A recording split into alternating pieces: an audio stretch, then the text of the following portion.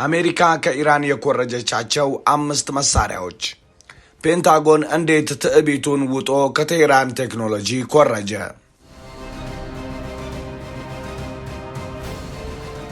ተአምራዊዋ ኢራን አቅሟን ከመግለጧ በፊት ለበርካታ አስርት ዓመታት ዓለም በአንድ ነገር ይስማማ ነበር። እሱም አሜሪካ በቢሊዮን የሚቆጠሩ ዶላሮችን የሚያወጡ የጠፈር ሳይንስ ጥበብ የታየባቸውን ፍጹም የሆኑ መሳሪያዎች ትሰራለች። በሌላ በኩል ያሉ ደግሞ ደካማ የተባሉትና በማዕቀብ ጋጋታ የሚሰቃዩት እንደ ኢራን ያሉ ሀገራት የአሜሪካን ድንቅ መሳሪያዎች ቴክኖሎጂ ከስብርባሪ ላይ ለመስረቅ ወይም አሰራራቸውን ለመረዳት ሪቨርስ ኢንጂነርን በመጠቀም ዓመታትን ይፈጃሉ የሚል። ግን ወደዚህ ተአምረኛ ዓመት 2026 ስንመጣ የፋርስ ባህረ ሰላጤ ማዕበል ያንን የድሮውን ዓለም ትዕቢት ጠራርጎ ወስዶታል። ፔንታጎን አንድ አስደንጋጭና ቢሊዮን ዶላሮችን ጉድ ወዳደረገ አንድ እውነት ላይ ደርሷል። እርሱም በዘመናዊው የማዳከም ጦርነት ወይም ፋር ኦፍ አትሪሽን ውስጥ $20,000 ለሚያወጣ አጥፍቶ ጠፊ ካሚካዜ ድሮን $2 ሚሊዮን የሚያወጣ መቃወሚያ ሚሳይል መተኮስ ትርፉ ኪሳራ ብቻ መሆኑን ተረድቷል። ይህ ክስተት ታዲያ በታክቲክ ላይ የታየ ለውጥ ብቻ አይደለም። ይልቁንም አሜሪካ ለኢራን ያልተመጣጠነ የጦርነት ማጥቃት ስልት ሙሉ በሙሉ እጅ የሰጠችበት ክስተት ነው። ዛሬ የዓለማችን ከፍተኛ በጀት የሚመደብለት የአሜሪካ ወታደራዊ ኃይል መሪነቱን አሽቀንጥሮ ትቶ በኢራን የችግር ውጤት የሆኑ ፈጠራዎች፣ ርካሽና አስፈሪ የሆኑ የጦር መሳሪያ ንድፎችን በከፍተኛ ፍጥነት ለመቅዳት እየተሯሯጠ ይገኛል። ለመሆኑ አሜሪካ ከኢራን የኮረጀቻቸው 5ቱ ድንቅ የጦር ቴክኖሎጂዎች የትኞቹ ናቸው? የመሳሪያዎቹ ድንቅ ብቃት ምን ይመስላል? ምን የተለየ ብቃት ሳላቸው? ሰሞነኛ በድንቅ ጥንቅሩ አንድ በአንድ ያስቃኛቸዋል። እስከ መጨረሻው አብራችሁን ቆዩ። የህልሞን ኑሮ እርስዎ ብቻ ሳይሆኑ ብዙሃኑ የመዲናችን ነዋሪ ለመኖር በሚመኝበት ሲኤምሲ አዲስ አፍሪካ ኮንቬንሽን ሴንተር ፊት ለፊት አዘጋጅተንልዎታል። በኢትዮጵያ በብቸኝነት ባለ 5 ኮከብ አፓርትመንት የሚገነባው ባለዝናው ድሪም ቢውልደር ሪል ስቴት ከ5.3 ሚሊዮን ብር ጠቅላላ ክፍያ ጀምሮ ዘመናዊ አፓርትመንቶችን ከታላቅና እውነተኛ የ30 በመቶ ቅናሽ በካሬ 98888 ብር ብቻ አቅርበንላችኋል። በ23000 ካሬ ላይ ባረፈው የመኖሪያ መንደር የመዋኛ ገንዳ፣ የልጆችና የአዋቂዎች መዝናኛ፣ ጂምናዚየም ከስቲምና ሳውና ጋር ከዚህም በተጨማሪ 3000 ካሬ ግሪን ኤሪያ፣ የተንጣለለ የመኪና ማቆሚያና 3 ቦል ኮርትን ያሟላ ነው። ከባለ 1 እስከ ባለ 3 መኝታ እንደ ፍላጎቱ ከ720 ብር 10 በመቶ ቅድመ ክፍያ ጀምሮ ከ50 በመቶ የባንክ ብድር አማራጭ ጋር ኑሮውን እንዲያዘምኑ አመቻችተን እንካችሁ ብለንዎታል። ለበለጠ መረጃና ሳይቱን ለመጎብኘት በ0912966654 ወይንም በ0928 536428 ይደውሉ። ድሪም ቢውልደር ሪል ስቴት። አንደኛ፣ ከኢራኑ ሻሂድ 136 የተኮረጀው የአሜሪካው ሉካስ 136 ድሮን። የኢራን የምህንድስና ጥበብ ማረጋገጫው ትልቁ ማስረጃ ሉካስ የተሰኘውና በይፋዊ ስሙ ኤፍኤልኤም 136 ተብሎ የሚጠራው የአሜሪካ ድሮን መፈጠር ነው። ክንዱን እስኪቀምሱ ድረስ ለዓመታት ምዕራባውያን ተንታኞች የእስራኤል ሻሂድ 136 የሳር ማጨጃ ሞተር የተገጠመለት አስቂኝ እያሉ ያፌሱበት ነበር። ሆኖም ይህ 200 ኪሎ ግራም የሚመዝን የታላቅ ምህንድስና ውጤት ከዩክሬን እስከ ቀይ ባህር ያለውን የውጊያ ደንብ እስከ መጨረሻው ቀይሮታል። የኢራኑ ኦሪጂናል ንድፍ 2.5 ሜትር የክንፍ ስፋት ያለው ሲሆን 50 ኪሎ ግራም የሚመዝን ፈንጂ ተሸክሞ እስከ 2500 ኪሎ ሜትር ርቀት ድረስ በሰዓት 185 ኪሎ ሜትር በሆነ ፍጥነት መጓዝ ይችላል። አሜሪካ ይህንን አስደናቂ የሆነ የድሮን ብቃት መገዳደርም ሆነ መመጣጠን እንደማትችል ስትረዳ በጦር ሜዳ ላይ የተማረኩ የሻሂድ ድሮኖችን በመውሰድ የበረራ መቆጣጠሪያውን በጥንቃቄ መርምራ የኢራንን ድንቅ ቴክኖሎጂ ለአሪዞናው ስፔክትሬ ወርክስ ኩባንያ አሳልፋ ሰጠች።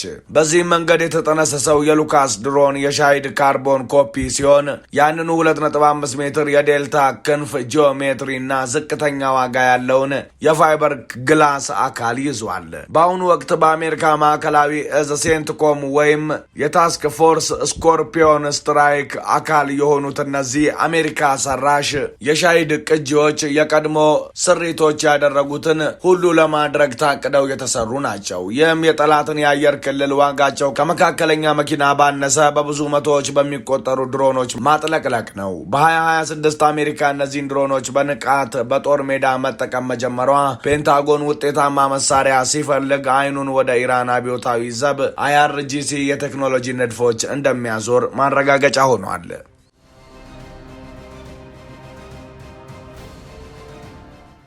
ሁለተኛ፣ የብረቱ ትሮጃን በኮንቴይነር ውስጥ የተደበቀው ጥፋትና የአሜሪካ ኩረጃ።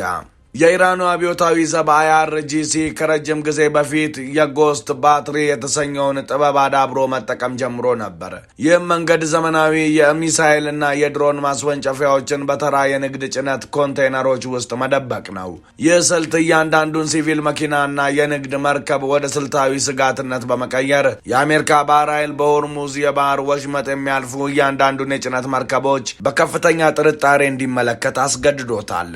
እነዚህን የተደበቁ መሳሪያዎች መከታተል ባለመቻሏ የተዋረደችው አሜሪካ አሁን ይህንን በግልጽ ቦታ ወሳኝ ንብረትን የመደበቅ ፍልስፍና ሞጁላር ስዋርም ላውንቸርስ በሚል ስም ሙሉ በሙሉ ተቀብለዋለች። እነዚህ የአሜሪካ ሲስተሞች 6 ሜትር የሚረዝሙ የብረት ኮንቴይነሮችን በመጠቀም በ60 ሰከንድ ውስጥ ከ10 በላይ የሉካስ ድሮኖችን ማስወንጨፍ የሚችሉ ካታፑልቶችን ይይዛሉ። የኢራንን የኮንቴይነር ታክቲክ በመቅዳት አሜሪካ በመጨረሻ በተራ ጠፍጣፋ የጭነት መኪናዎች ወይም በማይታወቁ ጀልባዎች ላይ በመሆን ገዳይ ጥቃቶችን የመሰንዘር አቅም አግኝታለች። ይህ ሽግግር ከባህላዊው የአሜሪካ የኃይል ማሳያ መንገድ ፍጹም የወጣ ሲሆን 12000 ኪሎ ግራም የሚመዝን የጭነት ኮንቴይነር እስከ 1000 ኪሎ ሜትር ርቀት ድረስ ጥቃት ሊሰነዝር የሚችል ተንቀሳቃሽና የማይታወቅ የአየር ማረፊያ የሚሆንበትን ሽምቅ ውጊያ አስተሳሰብን የተከተለ ነው።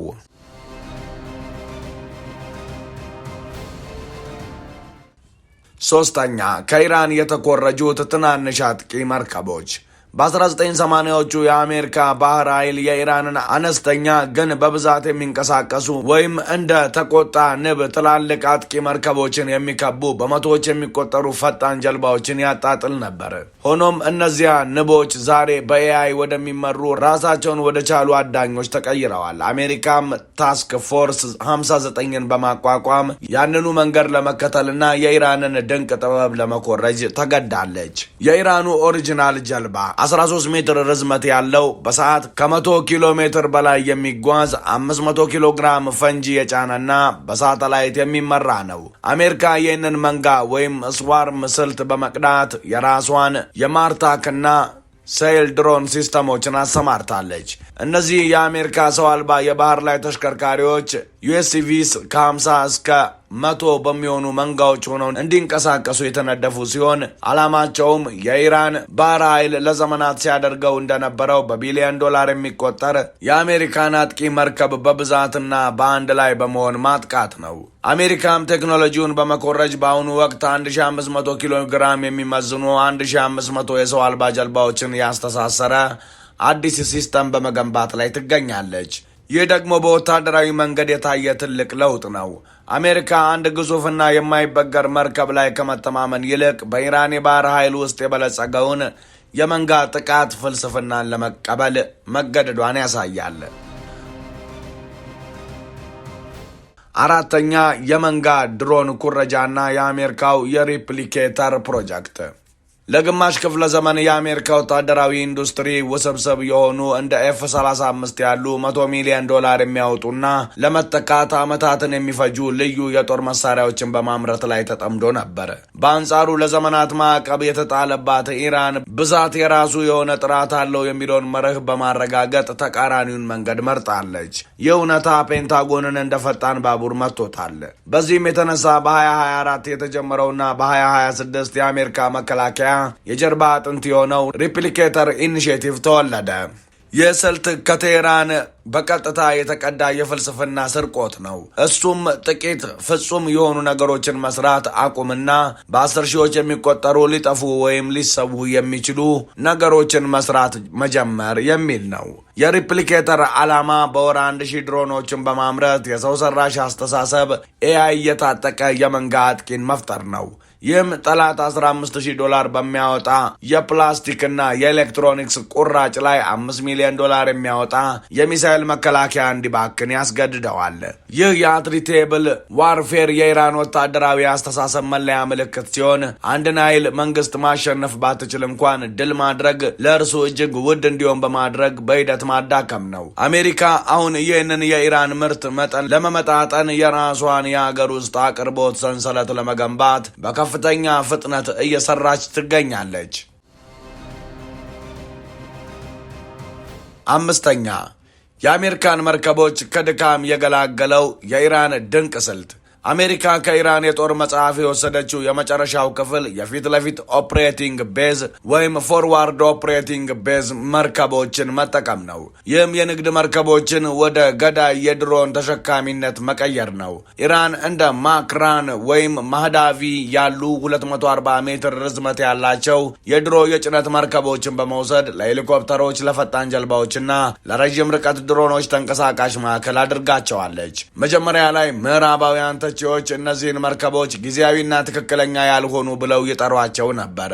ነገር ግን ከኢራን ዳርቻ ርቀው በነጻነት ሲንቀሳቀሱ ካዩ በኋላ የአሜሪካ ባህር ኃይል የራሱን የሊቶራል ኮምባት ሺፕስ እና የንግድ ታንከሮችን በዚያው ሚና መጠቀም ጀምሯል። ሰሞኑን ዩኤስኤስ ሳንታ ባርባራ የሉካስ ካሚካዜ ድሮኖችን ከመርከቧ ወለል ላይ በማስወንጨፍ ሙከራ አድርጋለች። ይህም መርከቧ እንደ ባህላዊ የጦር መርከብ ሳይሆን ለድሮን መንጋዎች እንደ አውሮፕላን ተሸካሚ ሆና እንድታገለግል ያደርጋታል።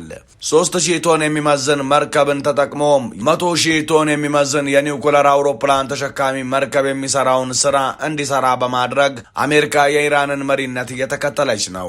በ2500 ኪሎ ሜትር ርቀት ድሮን በሚበሩበት ዓለም ውስጥ $13 ቢሊዮን የሚያወጣ ተሸካሚ መርከብ እንደማያስፈልግ፣ ይልቁንም ጠፍጣፋ ወለልና የማስወንጨፊያ ሀዲድ ብቻ በቂ እንደሆነ ተገንዝበዋል።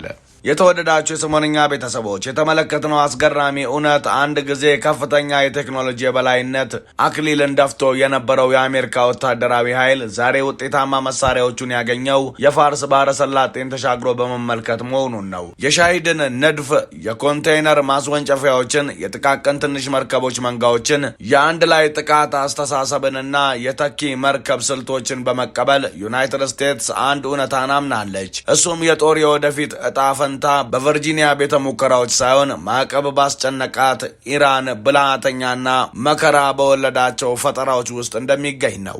አብራችሁን ስለዘለቃችሁ ምስጋናችን ከልብ ነው። ሰብስክራይብ በማድረግ ቤተሰብ ሁኑን። ሰናይ ጊዜ። ሰላም በምድራችን ላይ ይስፈን። ሰላም።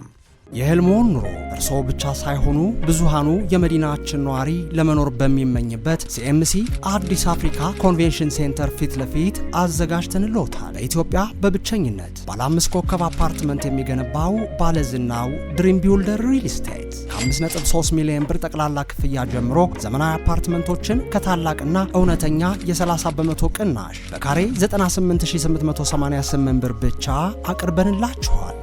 በ23000 ካሬ ላይ ባረፈው የመኖሪያ መንደር የመዋኛ ገንዳ፣ የልጆችና የአዋቂዎች መዝናኛ፣ ጂምናዚየም ከስቲምና ሳውና ጋር ከዚህም በተጨማሪ 3000 ካሬ ግሪን ኤሪያ፣ የተንጣለለ የመኪና ማቆሚያና 3-in-1 ቦል ኮርትን ያሟላ ነው። ከባለ 1 እስከ ባለ 3 መኝታ እንደ ፍላጎቱ ከ720 ሺህ ብር 10 በመቶ ቅድመ ክፍያ ጀምሮ ከ50 በመቶ የባንክ ብድር አማራጭ ጋር ኑሮውን እንዲያዘምኑ አመቻችተን እንካችሁ ብለንዎታል። ለበለጠ መረጃና ሳይቱን ለመጎብኘት በ0912 96 66 54 ወይንም በ0928 53 64 28 ይደውሉ። ድሪም ቢውልደር ሪል ስቴት